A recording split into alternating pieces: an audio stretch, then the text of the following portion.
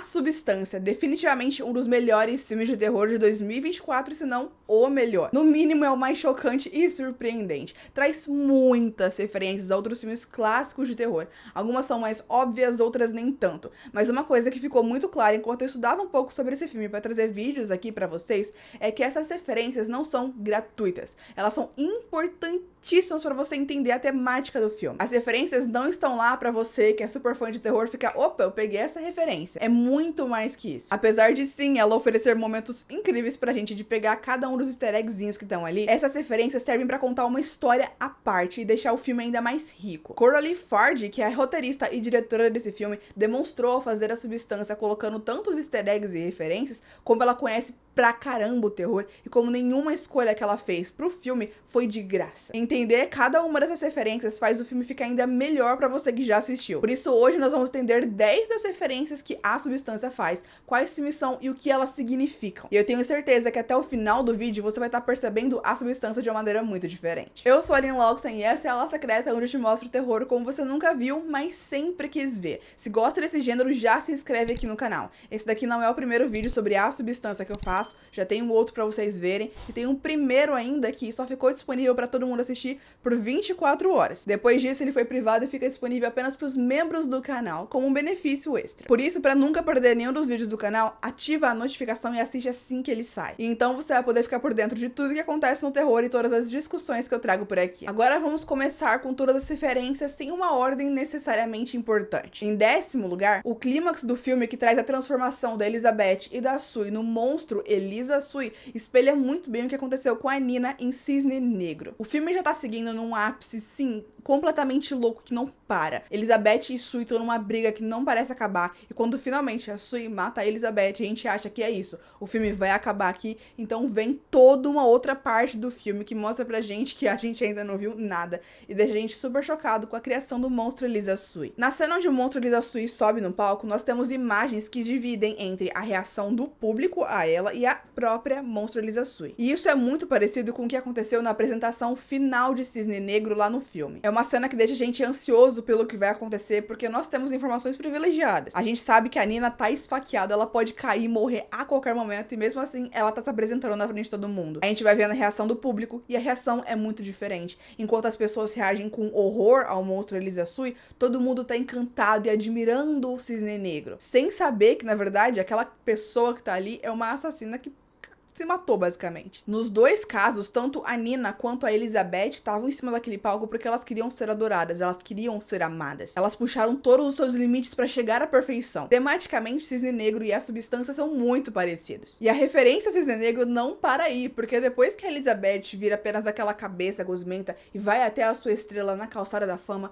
olhando pro céu com uma aparência muito tranquila, e a gente sabe que naquele momento ela tava em paz, lá no filme Cisne Negro a gente tem uma coisa bem parecida. Ao final da apresentação, a Nina cai, como ela deveria fazer pela apresentação, só que então todo mundo começa a perceber que a barriga dela tá sangrando porque ela se esfaqueou. Mesmo assim, mesmo com toda a dor e mesmo sabendo que tá morrendo, ela abre um sorriso e diz, eu fui perfeita. Outra referência temática, enquanto a Nina tá satisfeita de morrer porque ela conseguiu alcançar a perfeição, mesmo que por 5 segundos, a Elizabeth, pelo contrário, tá satisfeita e em paz porque finalmente ela aceitou quem ela realmente é, acima de sua aparência. São finais parecidos, mas que significam coisas completamente diferentes, né? Em 9º lugar, e talvez as referências mais óbvias que esse filme fez, foi as referências ao filme O Iluminado, do Kubrick. É impossível ver aquela cena do corredor totalmente laranjado, ou então do banheiro vermelho e branco, sem conseguir lembrar do outro filme. O uso das cores em A Substância é absolutamente fantástico, ainda mais num cinema que cada vez tá mais cinza e apagado. Foi uma delícia de ver, mas é óbvio que não é simplesmente um filme colorido, é um filme que faz muita referência ao Iluminado. E pra quem conhece o filme de origem dessa referência, poderia já ser uma ideia do que tá vindo por aí no filme,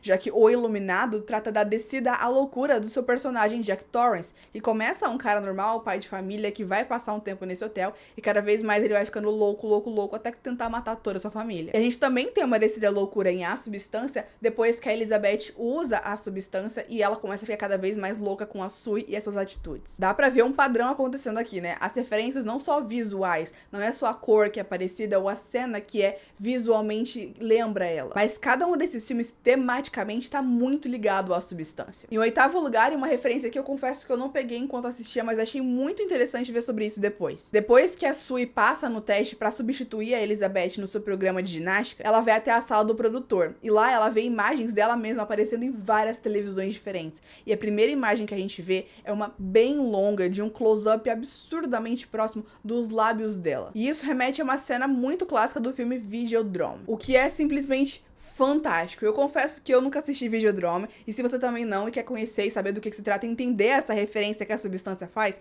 assista o vídeo do Matheus lá no canal Central Pandora. Eu vou deixar o link aqui embaixo na descrição. É fantástico, explica muito bem. Mas para resumir para vocês, Videodrome é um filme de ficção científica muito antigo que fala sobre como a mídia pode influenciar a audiência. No caso, como a violência explícita mostrada na TV pode fazer as pessoas se acostumarem com essa violência e se tornarem ou não violentas também. Ela levanta muito essa questão de se o horror em tela pode dessensibilizar as pessoas e tudo mais. Enfim, o filme, como uma ficção científica, também é bem exagerado e o personagem protagonista é totalmente influenciado pelo que ele vê e se torna uma pessoa, uma criatura, uma coisa completamente diferente no final do que ele era no começo. Assim como quem no filme A Substância. Pois é, inclusive essa referência dos lábios no filme Videodrome também tem muito a ver com sedução, que é o lance da Sui, né? Em sétimo lugar, O Monstro e a Sociedade, no filme O Homem-Elefante. Nesse filme original, nós também temos um personagem que tem um corpo deformado e que é explorado pela sociedade enquanto tudo que ele quer é a aceitação, assim como o monstro Elisa Sui aqui no final. Inclusive, se a gente for falar só do monstro Elisa Sui, tem muitas outras referências que a gente poderia puxar aqui.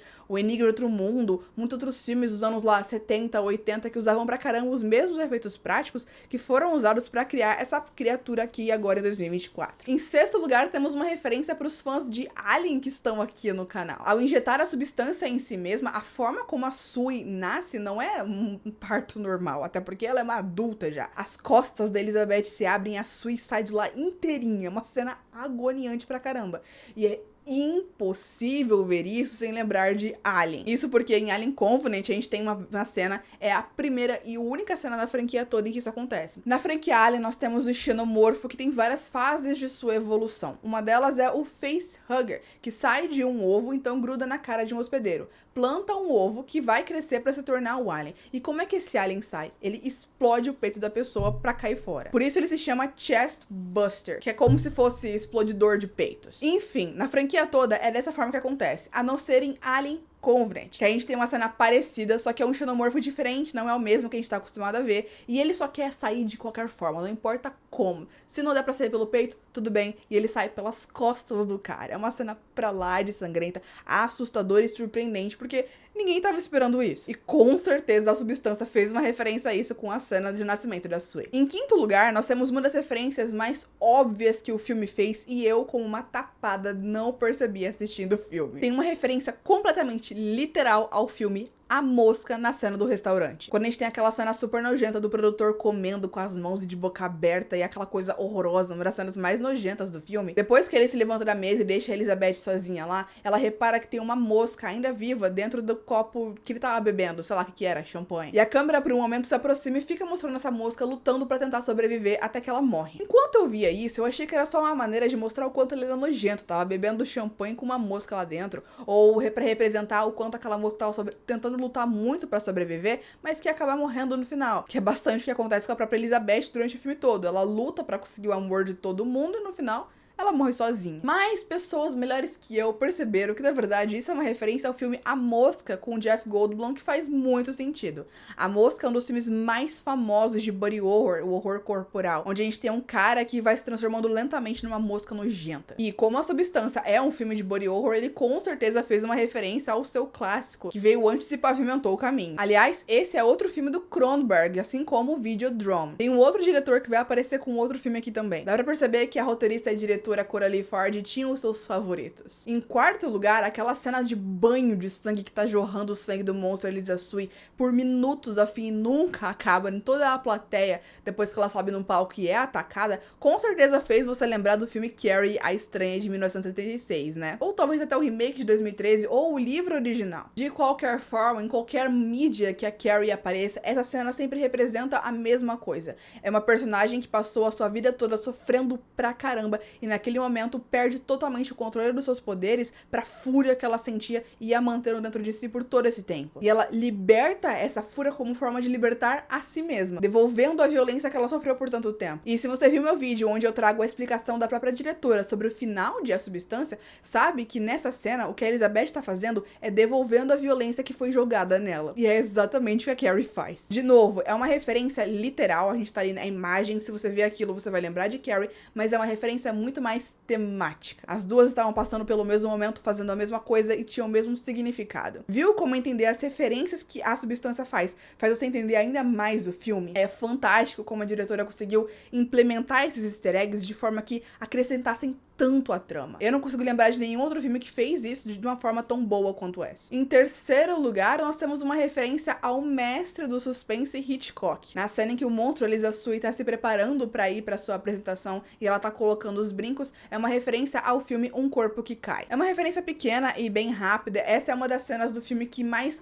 mostram o quanto ele é um filme de terror com comédia. Porque é uma cena tão absurda que ela passa do horror e ela faz a gente rir até. Enquanto a gente tem o monstro Elisa Sui procurando onde é que tá a sua orelha e quando ela não encontra, ela simplesmente enfia o brinco dentro dela mesma e deixa ali. E aí ela coloca o outro brinco na orelha que tá lá atrás e fica todo tortinho, mas ela não se importa, porque nesse momento ela não se importa mais com a sua aparência. Ela aceitou quem ela é de verdade e quer pedir que amem ela por isso. E em segundo lugar, e a referência mais falada por aí, já comentaram aqui no canal perguntando se eu tinha percebido, mas a resposta é assim, pessoalmente, não. A Substância com certeza faz referência ao filme O Retrato de Dorian Gray. Na verdade, o filme não, o livro original mesmo. Mas como eu nunca li nem assisti, eu não percebi isso assistindo o filme. Tive que ver depois as análises e entender o que ele tava falando. A Substância explora a obsessão pela aparência e pela aceitação, igual a corrupção moral e transformação física que o Dorian Gray sofre, servindo como um alerta contra indulgências desmedidas. Nas duas obras, tanto no livro O Retrato de Dorian Gray quanto no filme A Substância, a busca incessante do protagonista para ir atrás de prazer e autossatisfação resulta num declínio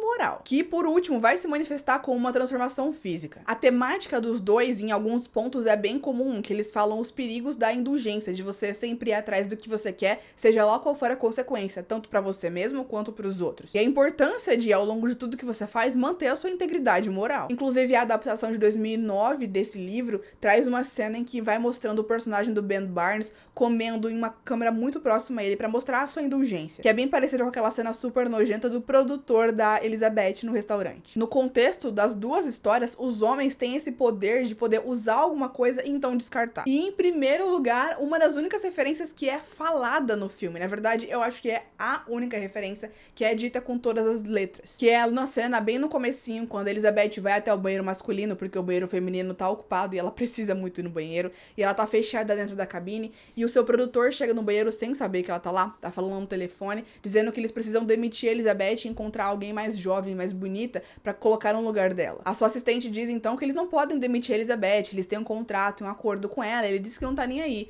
E uma das coisas que a sua assistente diz é, mas ela é uma atriz super premiada, ela já ganhou até Oscar. Ao que o Harvey responde, pelo quê? King Kong? Ele diz isso porque o filme original é de 1976 e essa é só uma forma dele demonstrar como ele não respeita ela porque ela ficou mais velha, apesar dele mesmo ser um velho idiota, né? Essa é a referência menos temática do filme. Ela não tá aqui porque o filme King Kong tem uma história que vai se parecer com A Substância, ou ele vai dar a entender alguma coisa que vai acontecer, por exemplo, a referência da mosca. O objetivo dessa referência era demonstrar como o Harvey não respeitava nem um pouco a Elizabeth, as suas conquistas, a sua história e tudo que ela fez. Tudo que importava pra ele era a aparência física. Mas a temática tá mais ligada ao que aconteceu na vida real. A atriz Jessica Lange deu entrevistas falando sobre como ela é tratada em Hollywood por ter sido uma atriz, tá, naquela época dos anos 70 e tudo mais. E ela disse que o etarismo é algo muito disseminado ali dentro daquela indústria, e na verdade no mundo todo. Que no caso é ela ser diminuída, ridicularizada ou tratada mal só por causa da idade dela. As atrizes perdem muitos papéis, ou então elas começam a só receber papéis de vilãs, coisas mais ridicularizadas. Mas o Scream Rant nota que as melhores atuações dessa atriz que fez o papel lá no filme King Kong original, não são nos filmes antigos, e sim nos filmes atuais, o que demonstra ainda mais como a crítica que esse produtor faz lá no filme é completamente absurda e infundada. Até porque a performance da atriz antigamente nesse filme foi muito criticada, o que faz dessa uma referência muito inteligente, pra quem conhece essa história dos bastidores, na verdade. E se você quiser saber a explicação que a própria roteirista e diretora e as atrizes que interpretaram Elizabeth e a Sue deram o que é aquele final, o que ele significa, o que ele representa, clica aqui nesse vídeo que eu explico tudinho e eu te vejo lá.